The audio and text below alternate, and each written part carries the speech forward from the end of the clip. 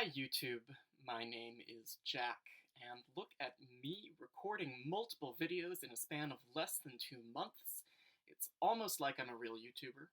I'm not, of course. Real YouTubers record videos like every day, but we don't have the time or the energy for that. So, here we are. Today I want to talk about a particular theological viewpoint that is common in a lot of pagan spaces.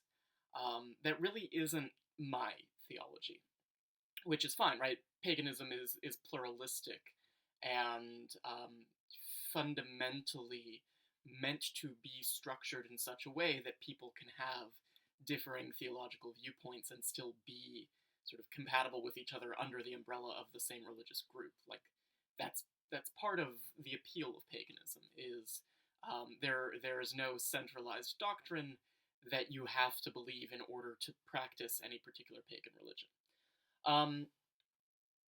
There's a big question, there's an open question in pagan theology, or in all theology really, of what do the gods get from us, right? It's obvious what we get from the gods, blessings and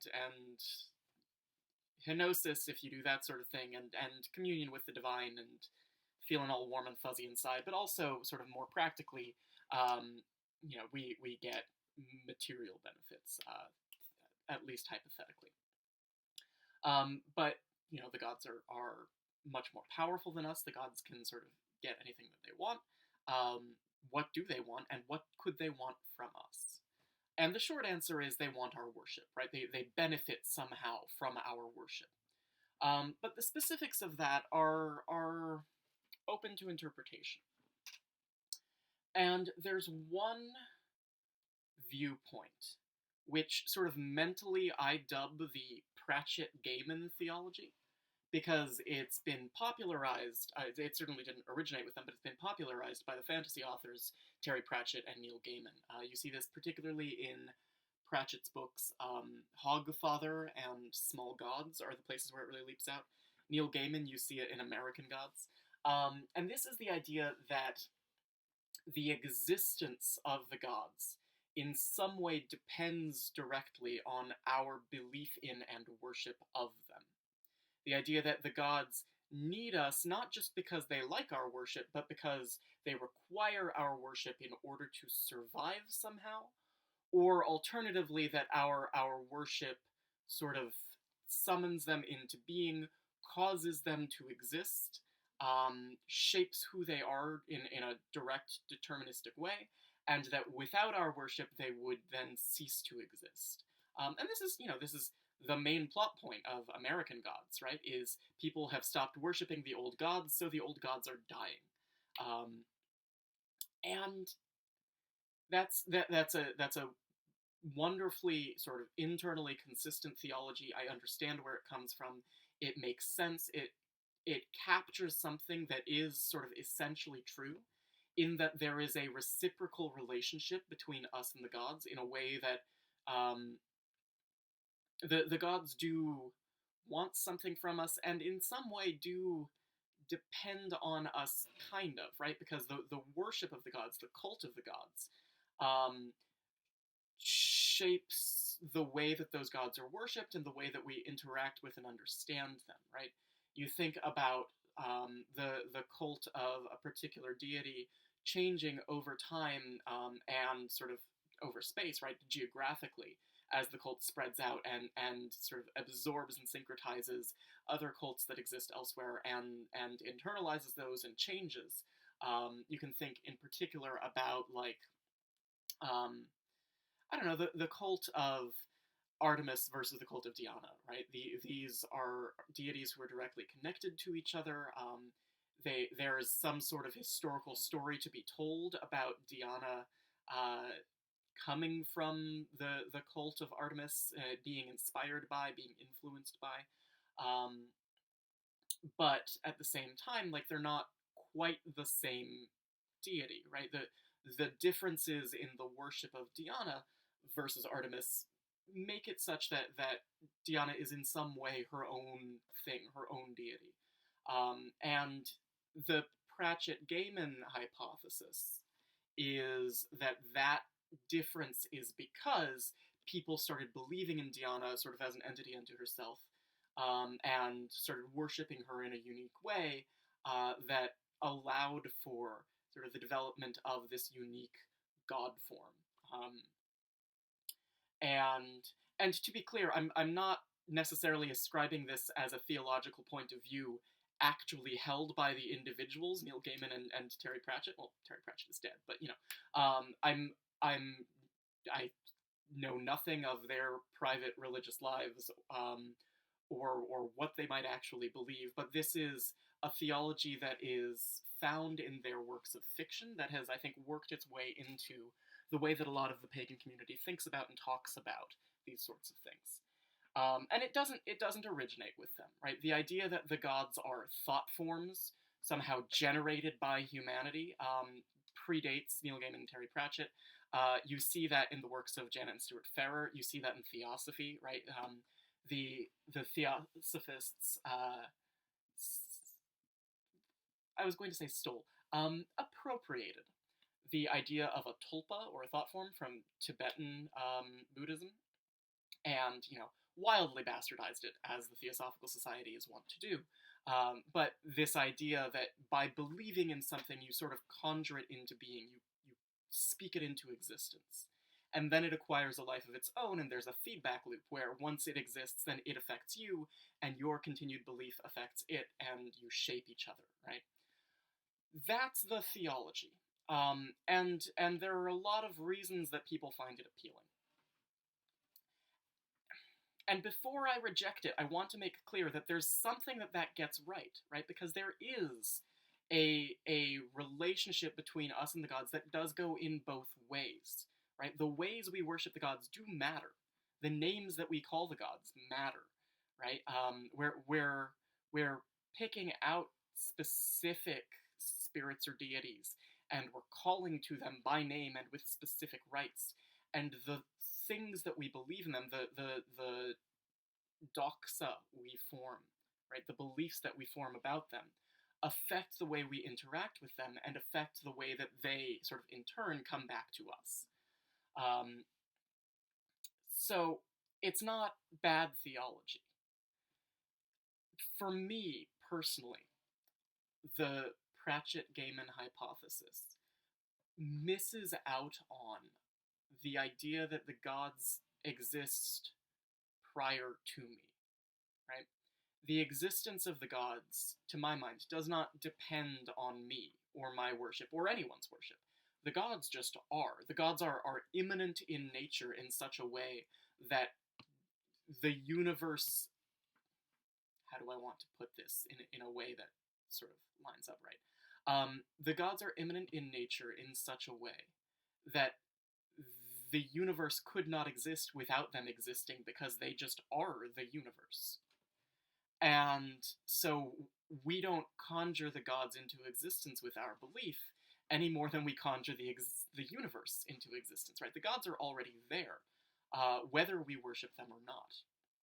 And now it's still true that the way the gods interact with us depends on our worship, right? Depends on the names that we choose to call them, depends on the myths and the stories that we tell about them, right? All of this affects things in some way.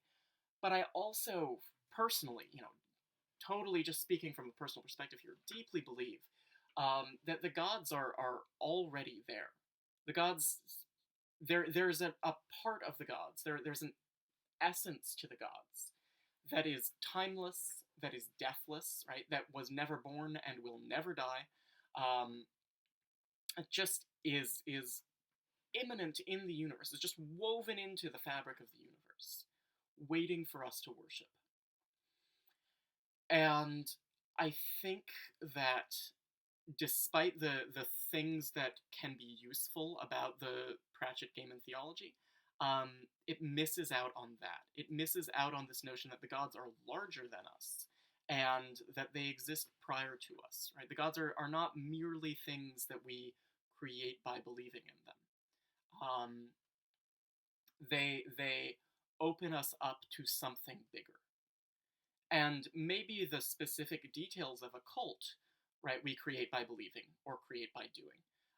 So you can think about the cults of humans who were sort of promoted to the status of deity after their death, right? Antinous was made a god and started to be worshipped. And if you worship Antinous, there's a certain element of you're worshiping someone who we just sort of arbitrarily decided to treat as a god. But at the same time, there's this thing that lies beyond that face. There's this primordial form, to use the Platonic language, of the energy or the whatever, the chutz that you're worshiping, um, that exists behind that name and behind that face and behind the myth that we tell.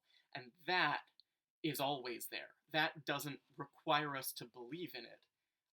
And it will never go away even if we stop worshipping it, because it's just there, right?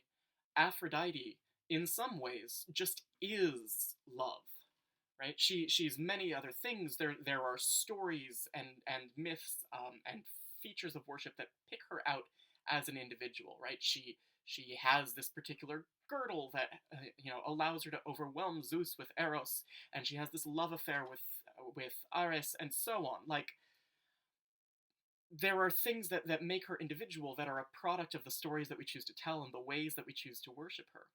But there's also a sense in which to worship Aphrodite just is to worship love.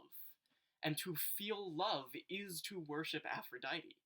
And that aspect of the goddess is timeless, exists far beyond, any kind of a name that we can put to her. And so, I think that even if we all forgot the name Aphrodite, even if we all forgot the stories, even if we all stopped worshipping her by name, she'd still be there. She would still be present. She would still be around. And imminent, I keep using that word, but it's a good word. It's the word that gets at what I'm trying to say. She would still be an inexorable part of the universe, just by virtue of being this greater thing that is worthy of our worship. I don't know how articulate I'm being with this. I don't know, like, the gods are prior to us. The gods don't require us to worship them. They like us to worship them, right? They certainly get something out of it. But I don't think the gods are summoned into being by our worship, and I don't think that they cease to exist once we stop worshiping them. And, you can think about all of the old gods whose names have been forgotten and who are really and truly no longer worshipped, right? You can think about Paleolithic gods, or, like the fucking Scythian gods, or the Thracian gods, or the Trojan gods, like the Anatolian gods. Like, there were so many pagan cults that we don't remember. Like, some people remember, surely, right? People who really work on this.